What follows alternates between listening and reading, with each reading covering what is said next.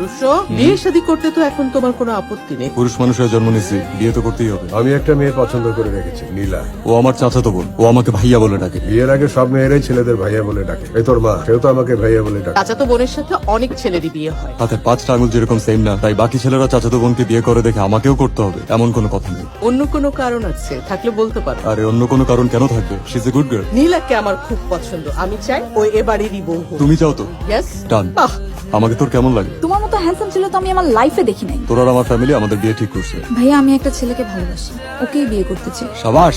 বাবা, তোমার সাথেই বিয়ে দিতে চাই। তোর ভাই আছে না? ছেলে ভালো, ভালোবাসে। অনেক। রবিন, তোমার শ্বশুর, সালাম করো। শ্বশুর মানে? চাচা, নীলা রবিনকে ভালোবাসে। আমি বেঁচে থাকতে আমার মেয়েকে তুই দিয়ে দিস? কুল। নীলা ছেলেটাকে ভালোবাসে, ছেলেটা নীলাকে ভালোবাসে, খারাপ তো কিছু হয়নি। তুই নিজে একটা খারাপ জন্ম দিয়েছিস একটা। দম জায়গার উপরে খায় দিব। ও তোমার চাচা, সিনিয়র। ও আমার আম্মারে নিয়ে কথা বলছে।